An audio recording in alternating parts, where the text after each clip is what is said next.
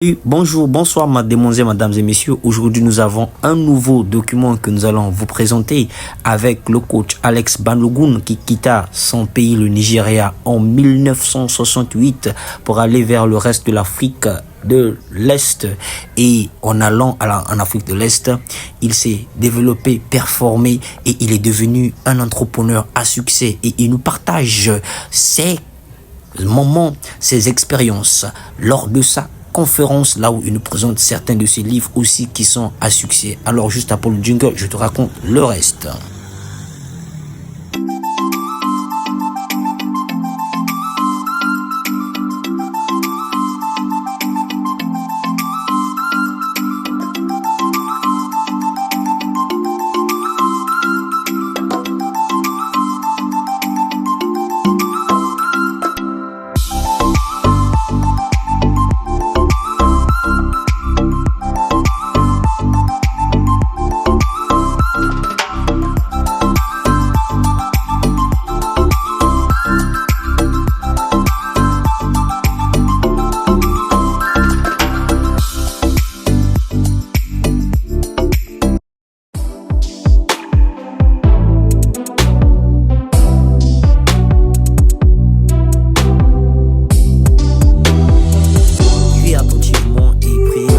Ceci va vous servir et vous aider à décoller.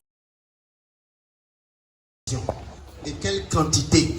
Et si je peux vendre ça tous les jours, ça veut dire que j'ai augmenté la vitesse. J'ai ramené la vitesse à laquelle, aux États-Unis, une fois, ils avaient fait les études, les recherches, ils ont trouvé 10 personnes qui gagnaient $1 million à la seconde. 10 personnes qui gagnent combien? Amazon fait combien de chiffre d'affaires par jour? C'est pour ça ceux qui sont jeunes, profitez-en. Je vais revenir sur ça. Donc, si il crée son produit et chacun maintenant viendra chercher, acheter ça, et lui, donc lui commande l'argent. Celui qui met un produit, un service sur place, il commande l'argent. On va parler des stratégies après, ne vous inquiétez pas pour réussir son projet. Donc, il commande, l'argent maintenant vient à l'heure qu'il désire. Quand il ferme à midi, il dit à l'argent, je suis fermé. Quand il ferme à 15h ou bien à 18h, ça veut dire que quand il ouvre sa porte à 9h, il ferme à 19h, il a ouvert la porte à l'argent de 9h à 19h.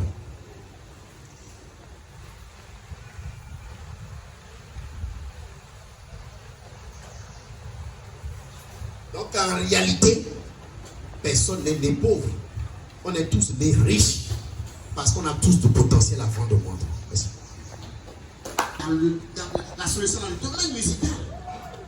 Donc arrête de te plaindre de ces problèmes que tu vois. Apporte la solution parce que c'est en toi. Si tu as la capacité de... Sans chaussures, c'est ça non? Sans rien. Le monde était vide pratiquement. Mais certaines personnes ont pris la responsabilité d'améliorer le monde en sortant des produits et des services de leur cerveau. Et toi, tu es assis sur la chaise qui vient de la pensée de quelqu'un d'autre. Tu portes les chaussures qui viennent de l'esprit de quelqu'un d'autre. Quand tu manges, c'est la création, l'innovation, l'apport de quelqu'un d'autre. Quand tu t'habilles, tu portes le nom de quelqu'un d'autre. Quand tu roules dans ta voiture, tu roules la voiture fabriquée par quelqu'un d'autre. Quelqu'un a pris la responsabilité de coucher ce qu'il avait en lui. Et s'il n'avait pas fait ça, toi tu continues à souffrir. Donc quelqu'un a pris la responsabilité. Le challenge, c'était pas facile, mais il a fait. Et toi tu en profites. S'il te plaît, que ta fierté ne soit plus dans la marque que tu portes, mais la marque que tu deviens. Et manger. Non, que tu sais, moi je suis allé manger à tel restaurant.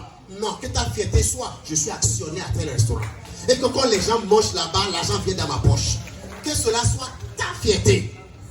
Warren Buffett, l'un des hommes les plus riches au monde, il est actionnaire à Coca-Cola, il ne boit pas Coca. Il est actionnaire à Apple, il n'a pas iPhone. Donc, pendant que toi et moi on achète iPhone, vous dites, moi j'ai iPhone. Lui, sa fierté, c'est que je suis actionnaire à iPhone, à Apple. Donc ma fierté n'est pas dans ce que je consomme, mais plutôt dans ma contribution. ce que j'apporte, ce que j'amène sur la table. Hein? Tu sais quelle marque j'ai porté? On s'en fout. Who cares? Nobody. Quelle marque tu deviens? Quelle marque tu deviens? Quelle marque tu amènes sur la table? Ah, il y a un nouveau restaurant dans le coin là. Moi, il n'y a aucun nouveau restaurant que je n'ai pas encore fréquenté. Donc, dès qu'on ouvre comme ça, nous, là, on est là-bas. You are drinking poor. C'est la pauvreté. La pauvreté. Et encore, excusez-moi. Madame là, elle est bonne. Tu n'as pas encore compris que tu devais être actionné là-bas. Tu dis à la dame, ton truc là, on dirait que ça marche bien. Moi, j'ai 2 millions quelque part ou 1 million. Je vais me mettre dedans. Tous les soirs, je passe par ici pour faire le compte.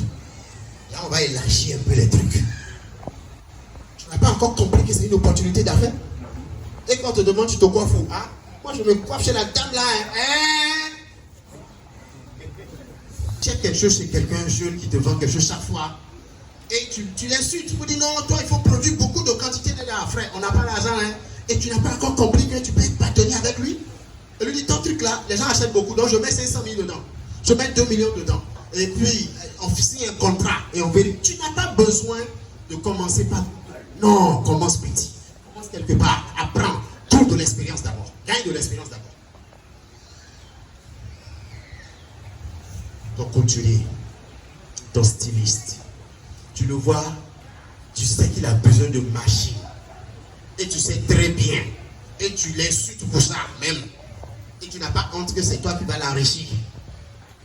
Et tu devais déjà comprendre que combien je peux mettre, si j'achète 5 machines, je t'apporte ça. Tu me donnes combien par mois? Tu fais un business. Le coiffeur, je t'achète 3 tondeuses. J'ajoute 2 chaises. Je fais le calcul, le prix. Ça fait 1 million comme total, comme apport en capital. Tu me donnes combien chaque fin du mois? Est-ce que tu as besoin de démissionner pour faire ça? Si chacun de nous ici produit quelque chose, au-delà de sa localité, mais dans une vision de l'universalité. Et ton objectif n'est pas de vendre de façon locale et jouer au chef, au patron, aux personnes importantes dans ton... Non, non, non. Que ton objectif soit ton produit, soit perçu, reçu, acheté, consommé, même juste en Chine. C'est là que tu attires le dollar, tu attires l'euro, tu attires toute la richesse du monde entier vers le Congo. C'est ça la prévision. C'est de ça qu'il s'agit. Donc je suis styliste. Mon objectif n'est pas d'habiller les Congolais. Donc si le Congolais ne porte pas mon style, ça ne m'énerve pas. Parce qu'il n'était pas il n'était même pas du tout mon objectif. Mon objectif c'est de faire épouser ma marque par le monde entier. Donc je cherche à exporter ce qui est en moi. À exporter ici au Congo, à exporter en Afrique, à exporter dans le monde entier. C'est ça mon objet. Et non, ce que je porte sur moi qui est plus important. Ce que je porte en moi a plus de valeur que ce que je porte sur moi. Et doit même déterminer au-delà de ce que je porte sur moi. Parce que ce que je porte en moi doit amener le monde à mieux se porter. Je prends la décision, la détermination dès aujourd'hui de ne pas lâcher prise ni abandonner. Parce que le monde doit découvrir ce qui se cache en moi. Le monde doit venir à la découverte de ce cadeau, de cette chose extraordinaire. Je refuse d'être je refuse de passer ici de façon inaperçue. En sortant de cette conférence, ce que j'ai retenu durant toute la conférence est que on peut toujours changer notre réalité sans se plaindre. Il ne sert pas de se plaindre, se dire que moi je suis né pour souffrir. Personne n'est né pour souffrir cette terre. Nous tous, nous sommes nés pour une mission. Alors, nous avons toujours besoin des pionniers, des gens qui nous motivent pour avancer. Prenez ceci comme une source de motivation afin que vous puissiez, vous aussi dans vos vies, avancer, améliorer quelque chose pour vivre des beaux jours sur la terre. Car Dieu nous a donné la vie et la vie que Dieu nous donne, nous devons en profiter pleinement. Pas en faisant les mauvaises choses, mais en participant et en œuvrant à ce que notre vie puisse s'améliorer. Abonnez-vous, partagez, appuyez la notification. Je vous souhaite bonne chance.